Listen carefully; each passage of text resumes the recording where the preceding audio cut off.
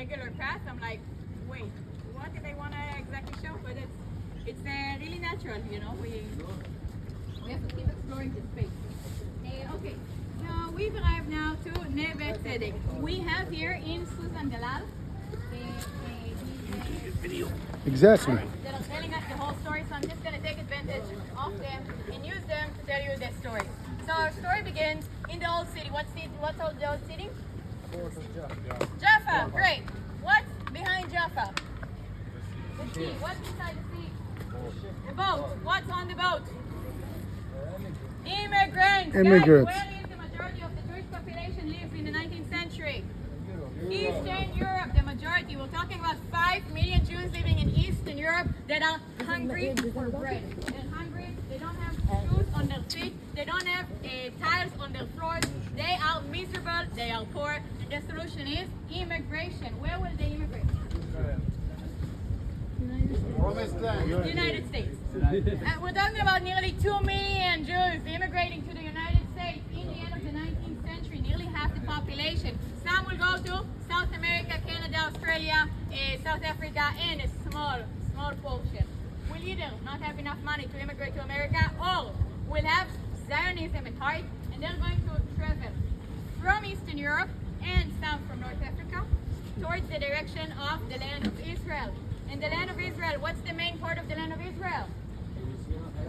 Jaffa. They get off the boat and they say, wow, I love it here. Why should I go now to one of the first colonies? Rishon LeZion, Rosh Pina, Petach Tikva. What am I, Friar? You guys know what Friar is, right? I want to stay in the big city, Jaffa. That's where all the opportunities are. That's where I can make money. And the Jewish population inside the old city is getting big, and it's so crowded. And they have to pay so much money for rent. And they get really bad houses. I'm not talking about today, I'm talking about 100 years ago, yes? Okay. And the situation, the housing price is terrible. And there's no running water, there's no electricity. And the streets are paved with rubbish. And then the Jewish leaders of the community, these guys, a guy called Rokach, Amzaleg, and Baranet, are going to ask one of the successful Jews in the community, a guy called Shlush. Shlush, can you help us? Shlush comes here from Northern Africa in the middle of the 19th century. He settles in Jaffa. He makes a fortune from currency exchange and dealing with metals. And he, as a person with a lot of money, what does he invest in? State houses. Real estate, right? That's the advice I wish they would have given me when I was 20. Okay, so. That was a good joke. Okay, talking about tips and commission, right? Okay. Anyway, Shlush invests in he buys plots of land north of the city of Jaffa. And they tell him, hey Shlush, you were so lucky in your lifetime, can you give us some of these lands? And he says, I'll give you half my land for a very low price under one condition. You need to start building ASAP. Why only half the lands and you need to start building ASAP? So what happens to the second half of his plot? You mean? The value goes up. This is a businessman. He likes to donate, but he also likes to see a profit out of it. So they're going to use the main means of transportation, camels, and Shlush will say, by the way, I also have a construction material factory if you need tiles for your house. Okay. Now, what do we have here? Orange trees. The orange trees. Now, time goes by. Established here in 1887. You are looking for it. Great success. After Nave tzedek will arrive Neve Shalom and Machane Yehuda and Achuza and all these small neighborhoods. Today we call them simply Nave tzedek to make it simple. Now all of these new tenants are coming here and they are establishing their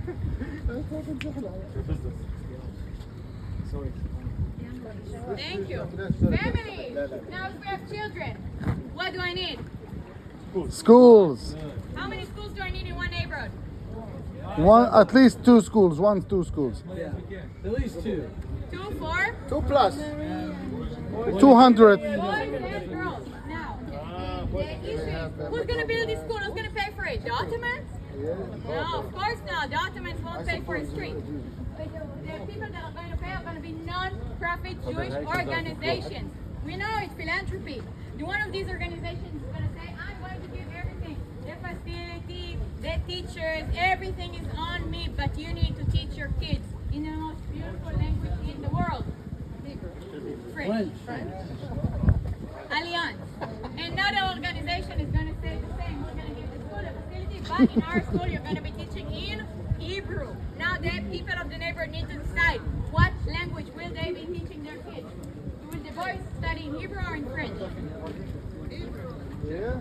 Hebrew? French? Today we think, oh, that's the holy language, the boys, the Torah, blah, blah, blah. No, back in the day, the interest was a financial interest. One day these boys are going to become businessmen. Businessmen needs to be able to conduct their business in an international language. However, if I want a language to become a mother tongue, who do I need to speak this language? Mothers. And the only way for me to get a lot of mothers speaking Hebrew to their kids, singing lullabies in Hebrew, reading them stories, teaching them vocabulary from day one. I need these girls to go to Beit Sefer Ironi Lebanot. These are the girls, the Beit Sefer Ironi Lebanot. Right here, this is the school.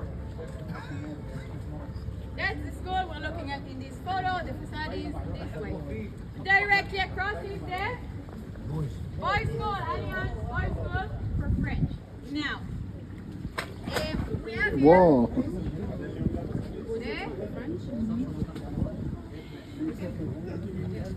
What do we have here? Train. The train we spoke about. We have here another school which we're going to see later on in the day. What is this school? This is a school called Gymnasia Ivrit Herzliya. The first school we have in the city of Tel Aviv. Which means the artist here is laying the infrastructure. He's saying if it wasn't for Nave tzedek and how important education was for them in Hebrew, we would never have reached the education that we would have in the city of Tel Aviv. So there's a connection that the artist is binding for us. Okay, what do I have here? I have here the streets of one of the streets of Nave tzedek. Small houses, not unified or united in their sizes, which means everything is done privately. But from this neighborhood that was so modestly built, we had massive people that influenced Israel until this very day. So over here we have a guy called Brenner, the founder of secular Judaism, one might say. Over here we have a guy called Alexander Ziskin Rabinovich Azar, and he is kind of the father of, let's say, socialist religious movement.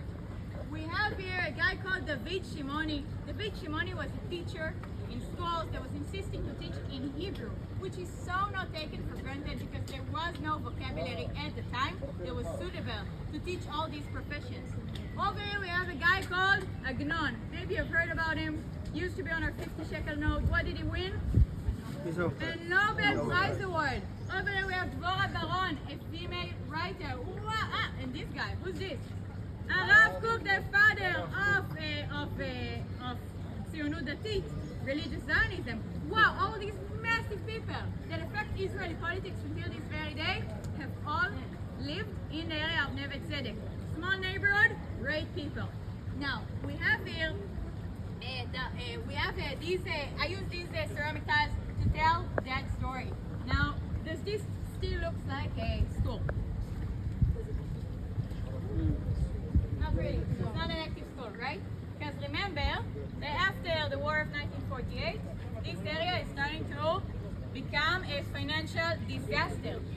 Drugs, crime, and prostitution across the road. Do you want to raise your kids here? No, thank you. You pack your bags and go. By the 70s, there are simply not enough children to leave these schools open. The schools shut down.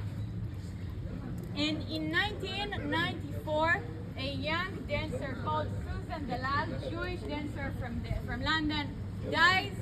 And in order to commemorate her family purchases these two old schools, renovate them, and makes them a center for Israeli modern dance and theater. And when they renovated it, they said, well, know how many people really go to see modern dance performances, right? I mean, I don't know what about you, but for me, never. And they said, we want this area to be for everyone. So they renovated the plaza as well, to make sure this plaza will be for people that go on dates and for families that come here and the kids can be on their bicycles.